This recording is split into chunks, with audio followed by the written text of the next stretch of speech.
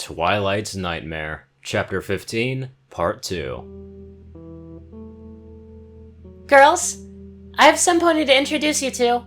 Twilight called out as the group walked into the map room. Don't be silly. We already know your brother and Princess Cadence. We were at the wedding. Unless, is this another fake Cadence? Oh, is it a fake Shining now? Or a fake Twilight? Is Twilight a fake?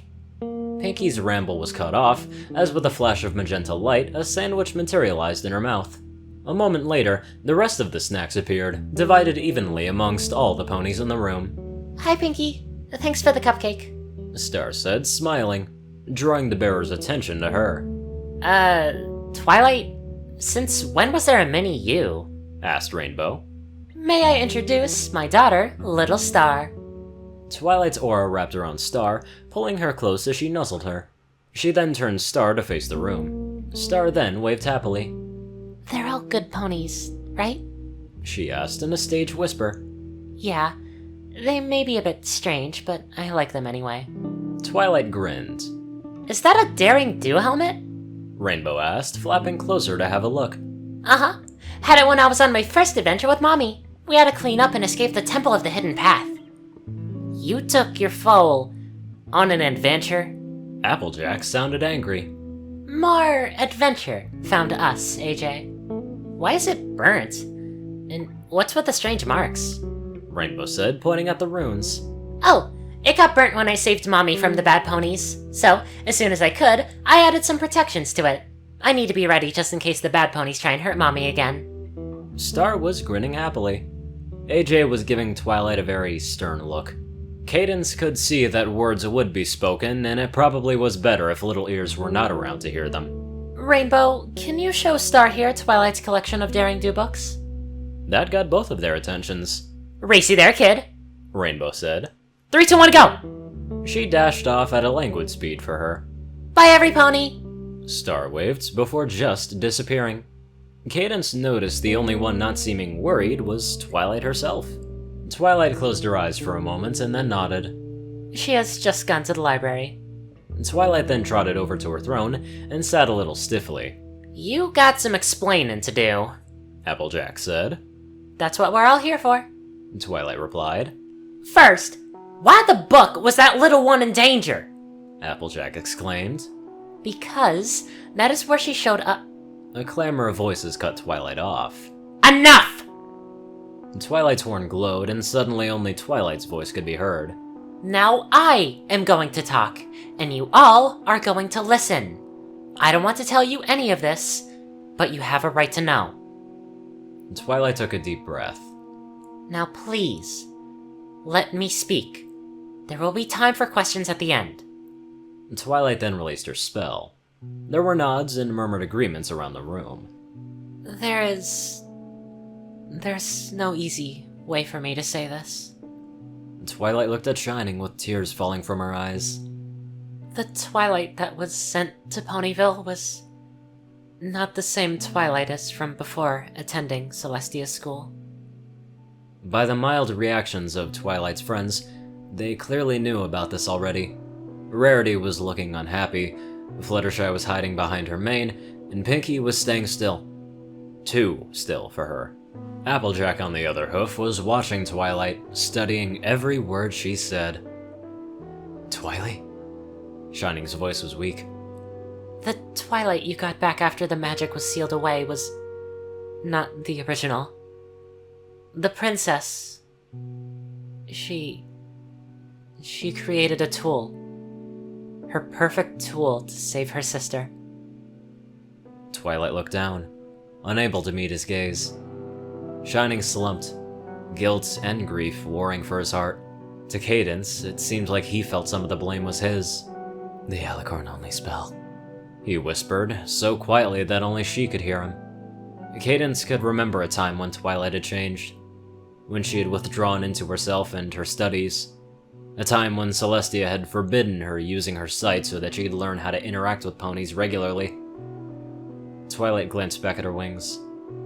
Even these wings were part of her grand plan, she said, flaring her wings. Twilight's eyes met hers. Cadence could feel concern, sympathy, in the desperate hope that she was not another victim. Simply put, the original died, and the princess made a replacement. I'm so sorry. Tears started to roll down Twilight's face. This has gotta be a joke. A bad dream. Luna, if you're there, this is not funny, Shining said to himself. Only something this terrible could have changed the connection between Twilight and Celestia so drastically. Add to that, Applejack. The element of honesty was not pointing out any lies. Cadence just looked into Twilight's hard eyes. It's true. She whispered. Princess Celestia even said so. Fluttershy's voice was frail and hollow-sounding. With a mighty flap, she was next to Twilight, pulling her into a hug, wrapping her wings around her sister-in-law. Oh, Twilight, Cadence said, nuzzling her. Twilight closed her eyes and rested against Cadence. It means so much to me that you don't hate me, She whispered, trembling. I could never hate you. Cadence answered, matching her volume. Twilight sniffled and nodded. Still leaning against her sister, she returned her gaze to her brother. She opened her wing as an invitation. Family is important, even if it's somewhat strange, Applejack said, encouraging Shining. He looked to Cadence before slowly approaching and joining the hug. You can tell Luna all of this if you'd like, Twilight softly said into Cadence's ear, using the hug as cover. I can feel her magic on you. She woke you and sent you here, right? We were going to be arriving in the morning, but she woke me and told us to get here as soon as possible. Cadence admitted. Then, please, give her my thanks. It's been wonderful seeing both of you. Twilight said with a warm smile. One of the many things I've been learning since... She paused. Shining? How much do you know about alicorns? Cadence subtly shook her head. Twilight looked at her, then back to Shining. I got a chance to look at the spell work the princess left in here. She pointed at her head with a hoof. It answered a lot of questions for me. How can you be so calm about this? Shining asked. I'm not. She let out a bitter laugh. I'm just... so very tired. It feels like it has been years since Manhattan. Twilight gave a weak laugh. You should have heard her shouting match with the princess! Pinky happily added, suddenly being a part of the hug. Cadence's notion that Twilight just seemed to enjoy the extra contact. Shining jumped back in fear and maintained a safe distance away from the pink pony. So... now, how did you get a feel at Twilight? Applejack asked. Alicorn magic, the elements of harmony, and me. Somehow, the end result was my daughter. But how? Applejack insisted. I can conjure permanent objects from nothing but raw magic. If you know everything about a living creature, the same should be possible, Twilight stated. With her voice dripping with disbelief, Applejack exclaimed. Are you saying that you could just light your horn and make a pony?